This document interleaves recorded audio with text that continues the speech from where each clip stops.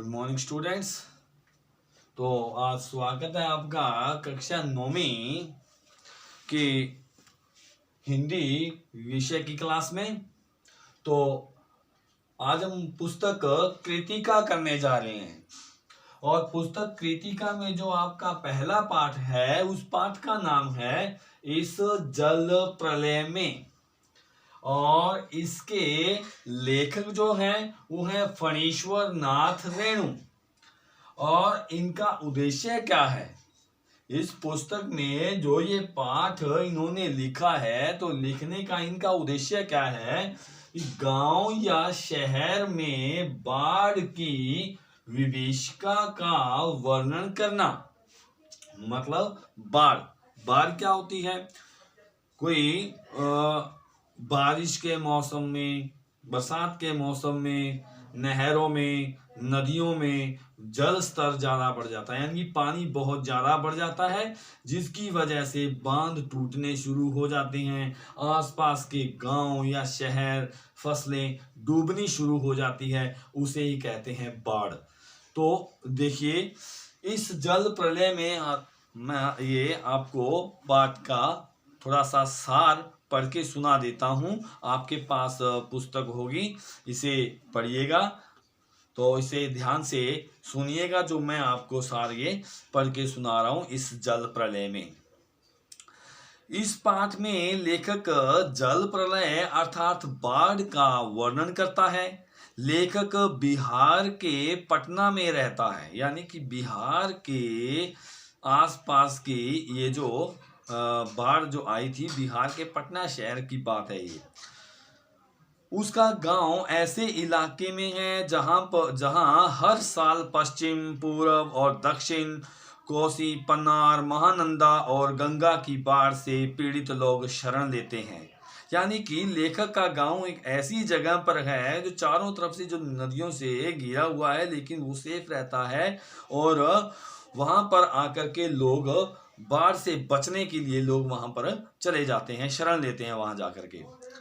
प्रति यानी कि अनुपजाऊ भूमि पर गायें, बैल, भैंस तथा बकरों के झुंड को देखकर लोग बाढ़ की भयानकता का अंदाजा लगा लेते हैं। लेखक तैरना नहीं जानता, पर वह बाढ़ पर कई प्रकार के लेख लिख चुका है।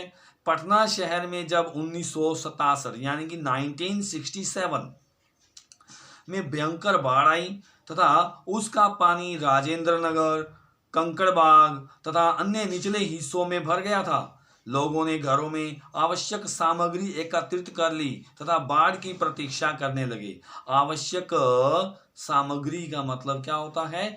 जो बाढ़ के कारण घर परिवार, दुकानें, बाजार सब डूब जाएगा तो उसके बाद में जो उनको जरूरी सामान होता है, जैसे आटा है, दाल है, मिट्टी का तेल है, या कोई माचिस है यानी कि डिबिया है, जो आग जलाने वाली डिबिया है, स्टोव है, तो मतलब जीवन का जिससे निर्वाह हो सके वो चीजें लेकर के इकट्ठी कर लेते हैं।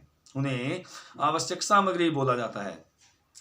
कभी राजभवन तो कभी मुख्यमंत्री निवास को पानी में डूबने की खबरें आती रही। कॉफी हाउस भी पानी में आ गया। लेखक एक रिक्शे में एक कवि मित्र के साथ बैठकर बाढ़ का प्रभाव देखने निकला। अन्य लोग भी पानी देखकर लौट रहे थे। सभी को एक ही जिज्ञासा थी कि पानी कहां तक आ गया। जिज्ञासा का मतलब इच्छा, जानने की इच्छा। उनको ये पता लगाना था कि पानी यहाँ कहां तक गया, क्योंकि सारे उत्सुक थे देखने के लिए बाढ़ को। अब तक फला जगह तो डूब चुकी होगी। लेखक ने लौटने का विचार किया तो रिक्शे वाले से थोड़ा आगे चलने के लिए कहा। रिक्शे को मोड़ लिया गया। वह गांधी मैदान की ओर चल दिया। गांधी मैदान की रेलिंग के सहारे हजारों लोग खड़े थे बाढ़ का नजारा देखने के लिए। शाम के 7:30 बज चुके थे। लोग पान की दुकानों के सामने खड़े होकर समाचार सुन रहे थे। पानी स्टूडियो तक आ चुका था। समाचार दिल दहलाने वाला था। लोग परेशान नहीं थे। पानी देखकर लौटते हुए लोग आम दिनों की तरह हंस बोल रहे थे। अचानक पान वालों की बिक्री बढ़ गई थी। क्यों बढ़ गई थी? क्योंकि वहां पर बाढ़ का नजारा लेने के लिए दूर दूर से लोग देखने के लिए आ रहे थे और पान वाले की दुकान खुली थी और वो अपना टाइम पास करने के लिए उनसे यानी कि पान लेकर के आनंद से खा रहे थे। कोई भी व्यक्ति आतंकित दिखाई नहीं देता था, केवल लेखक का चेहरा दुखी प्रतीत होता था। लोग कह रहे थे कि एक बार पटना डूब जाए तो सब पाप धुल जाएंगे। वे गोल घर के मुंडेर पर ताश की गड्डी लेकर बैठना चाहते थे। उनके विचार में इनकम टैक्स वालों को इसी मौके पर छापा मारना चाहिए। क्यों मारना चाहिए? क्योंकि बाढ़ के कारण लोग सामान एकदम बाहर निकालेंगे और सब लोगों को की पोल सामने आ जाएगी, किसके पास कितना धन है, तो इसके पर इनकम टैक्स वाले आकर के उनके ऊपर टैक्स लगा देंगे। लेखक अपने फ्लैट में पहुंचा ही था कि लाउड स्पीकर पर घोषणा करने वाली गाड़ी वहां तक आ चुकी थी। वह ऐलान कर रही थी, भाइयों, ऐसी संभावना है कि बाढ़ का पानी रात्रि के करीब 12 बजे तक लोहानीपुर, कंकड़बाग और राजेंद्र नगर में घुस आए, अतः आप लोग सावधान हो जाएं। लेखक घर में गैस की स्थिति का पता लगाता है। वह सोने की कोशिश करता है पर नींद नहीं आती। वह कुछ लिखना चाहता है, उसके मस्तिष्क में पुरानी स्मृतियां साकार होने लगती है। अब जो लेखक है उसने गैस की स्थिति यानी कि उसको क्या करना है, मतलब जब बाढ़ आ जाएगी, सारा डूब जाएगा, तो गैस के ऊपर खाना पकाएगा वो, इसलिए वो गैस की स्थिति देखता है कि कितनी है। अब उसके मस्तिष्क में पुरानी स्मृतियां यानी कि पुरानी यादें उसको याद आ रही हैं। 1947 यानी कि 1947 में मनिहारी, तब पूर्णिया, अब कटिहार जिला में बाढ़ आई थी। लेखक गुरुजी के साथ बाढ़ पीड़ित क्षेत्र में नाव पर जा रहा था। उनकी हिदायत थी हर नाव पर दवा, दियासलाई मतलब माचिस की डिबिया तथा किरासिन तेल रहना चाहिए। किरासिन तेल कौन सा होता है? मिट्टी का तेल। 1949 यानी कि 1949 में महानंदा की बाढ़ से घिरे वापसी थाना के एक गांव में लेखक पहुंचा। नाव पर बीमारों को चढ़ाकर कैंप ले जाना था। एक बीमार के साथ उसका कुत्ता भी नाव पर चढ़ाया था। लेखक राहत बांटने निकला था। खबर मिली थी कि लोग कई दिनों से मछली और चूहों को झुलसा कर खा रहे थे।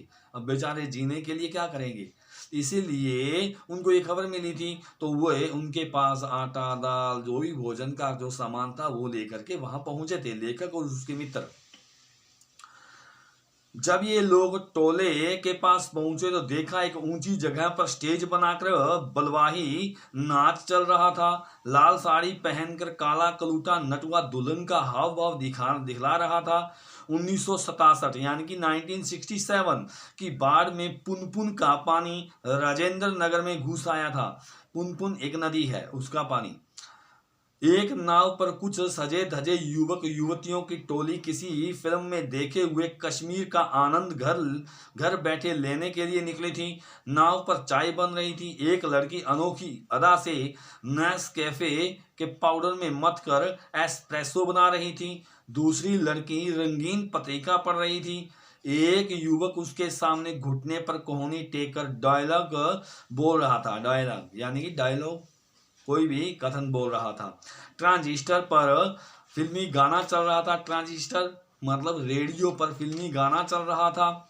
मतलब जो लेखक को खबर मिली थी कि वहां पर लोग परेशान हो रहे हैं, लेकिन वहां जाकर के देखा तो ये सारा का सारा नजारा देख करके हैरान रह गए थे भी कोई परेशान नहीं है यहाँ पर।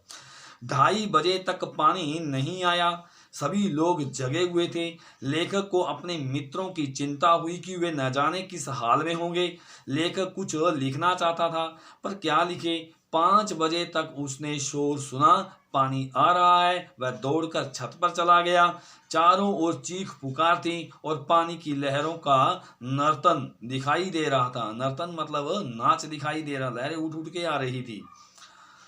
पानी बहुत तेजी से चढ़ रहा था। लेखक बाढ़ को तो बचपन से ही देखता चला आ रहा था, किंतु पानी का इस तरह आना नहीं देखा था। तो स्टूडेंट्स, ये हमारा पाठ पूरा हो चुका है। बाढ़ की विभीषिका का वर्णन लेखक ने बड़ा मनोहारी और बड़ा सुंदर तरीके से किया है। हो सकता है आपके गांव के आसपास भी कोई नदी हो, वहां का जल स्तर देखिए, बढ़ता हुआ जल स्तर देखिए, नहर का बढ़ता हुआ जल स्तर देखिए।